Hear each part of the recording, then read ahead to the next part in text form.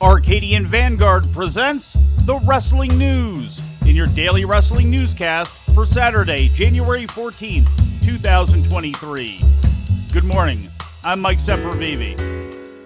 We begin today with 3 televised shows from 3 different companies. WWE Smackdown aired live last night on Fox from the Resch Center in Green Bay, Wisconsin. In the main event, Kevin Owens defeated Sami Zayn by disqualification due to outside interference from Zayn's bloodline partners Solo Sikoa and the Usos.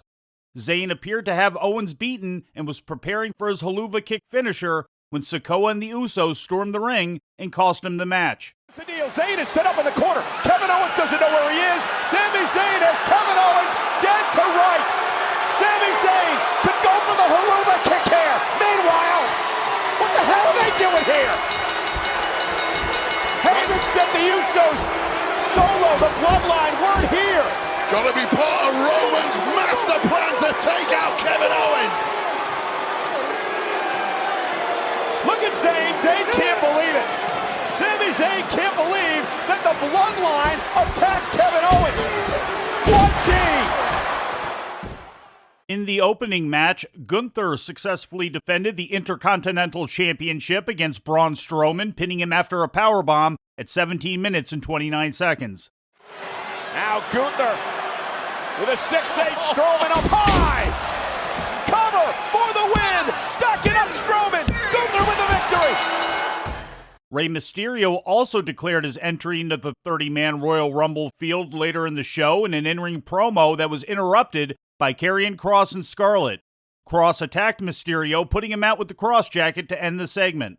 Adam Pearce announced an upcoming tournament to decide the number 1 contenders to the SmackDown Tag Team Championship, currently held by the Usos, further indicating WWE's reported plans to separate the SmackDown and Raw tag titles held by the Undisputed Champs. Pearce declared that Sheamus and Drew McIntyre would face the Viking Raiders next week on SmackDown in an opening round tournament match. In other results, Raquel Rodriguez pinned Liv Morgan and Tegan Nox beat Xia Li in Li's first televised one-on-one match in 7 months. Later in the evening, a pre-taped edition of AEW Rampage aired on TNT featuring matches recorded Wednesday night at the Kia Forum in Los Angeles. The opening match saw Darby Allin retain his TNT championship against Juice Robinson, pinning him after the coffin drop in Robinson's first televised AEW match since officially signing with the company last month. Watch this amazing. Look out. Oh! Scorpion death drop. What a Darby Allin. An amazing counter indeed. Run into the. He's going for it. The finisher of finishers, a scorpion death drop. And now Darby looking for coffin drop. Oh, and the drops are everywhere. It connects, and Darby retains. Raindrops, teardrops. The winner of this match is still TNT champion Darby Allin. The win marked the second successful defense of Allen's second TNT title reign. In the main event, Ruby Soho and Willow Nightingale defeated Anna Jay and Ty Mello in a no disqualification match. Also on the show, Malachi Black and Brody King of the Kings of the Black Throne beat Ortiz and Eddie Kingston when Black pinned Kingston thanks in part to dissension between Kingston and Ortiz.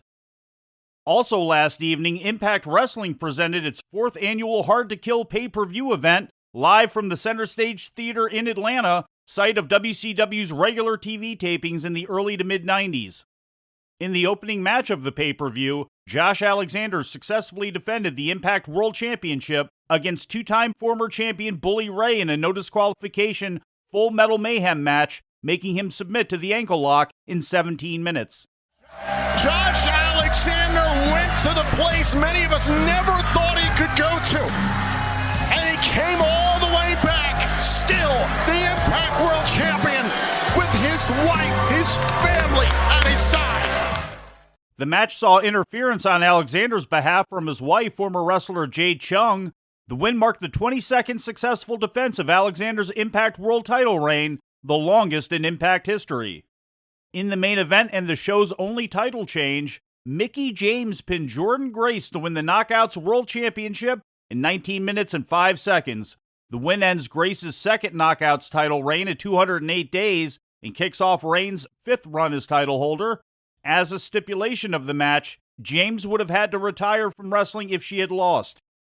James spoke about her win in an Impact Twitter exclusive after the show. I knew it was going to be a battle. I knew the odds were stacked against me. And I want to say thank you, Jordan. Thank you for bringing out the best in me. The last rodeo may be over, but there's a new champ in the house. Let's ride. Including her reigns as WWE Women's Champion and Divas Champion, this is Mickie James' 11th time as a World Women's Wrestling title holder. In 2 earlier successful title defenses on the show, the Motor City Machine Guns held on to their Impact World Tag Team title, emerging victorious in a fatal 4-way with Chris Bay and Ace Austin, Matt Cardona and Brian Myers, and Heath and Rhino, and Joe Hendry retained the Digital Media Championship against Moose. In other hard-to-kill results, Eddie Edwards beat Jonathan Gresham, Steve Macklin defeated Rich Swann in a Falls Count Anywhere match, and Masha Slamovich won a 4-way match against Deonna Purrazzo, Killer Kelly, and Taylor Wilde to become the #1 contender to the Knockouts World title. The show opened with a 10-bell salute in tribute to former TNA announcer Don West, who passed away 2 weeks ago of lymphoma. Also on the show, Anthony Corelli, using the Santino Marella persona that he used during his years in WWE, was announced as Impact's new authority figure after Scott D'Amore was injured by Bully Ray last week. In more WWE news, Paul Levesque addressed the concerns of WWE talent regarding the executive and leadership shakeups in the company at a backstage meeting held yesterday prior to SmackDown tapings at the Resch Center.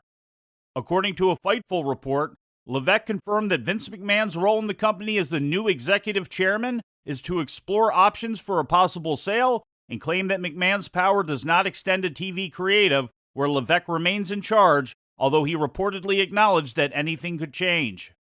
Levesque also nixed rumors of a sale of the company being a done deal, explaining that any sale process would take some time. In TV news, Fox has lost $279 million on the 2020, 2021, and 2021-2022 seasons of WWE Smackdown, according to a Morgan Stanley analysis cited yesterday by the Wrestling Observer newsletter. The analysis concluded that the cost of Fox of acquiring SmackDown for those 2 seasons, which comes to over $405 million, could not be justified.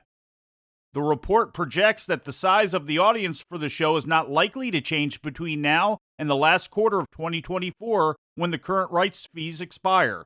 Although SmackDown performs strongly for Fox on Friday nights, especially in the key 18 to 49-year-old demographic, it also commands the lowest advertising rates of any primetime Friday network TV program, reported to be $47,000 per minute. In news on WWE's upcoming Monday Night Raw 30th anniversary show, some updates on show personnel to report, including both Ronda Rousey and Matt Riddle being pulled from venue advertising by Philadelphia's Wells Fargo Center, site of the show on January 23rd. Seth Rollins vs. Austin Theory was the only match being advertised in advance as of yesterday. Several past talents are being brought in for the event, with Ric Flair, Kurt Angle, X-Pac, Kane, and Tatanka among those who have either announced their involvement or that they've been approached. And in news from outside the ring, Stephanie McMahon underwent ankle surgery this week at Andrews Sports Medicine and Orthopedic Center in Birmingham, Alabama, according to a tweet from the former WWE chairwoman yesterday morning. Dr. Norman E. Waldrop performed the procedure, and McMahon is reportedly undergoing physical rehab with Kevin Wilk of Champion Sports Medicine. McMahon resigned her positions as WWE chair and co-CEO, as well as her spot on the board of directors on Tuesday, the same day her father, Vince McMahon, was unanimously elected as executive chairman. And before we leave you today, we'd like to remind you that however you consume your content, you can find the wrestling news 24 hours a day and 7 days a week across social media. On Twitter, follow us at Wrestling News AV. Our Facebook page is also Wrestling News AV. The Wrestling News can also be found on the Arcadian Vanguard YouTube page.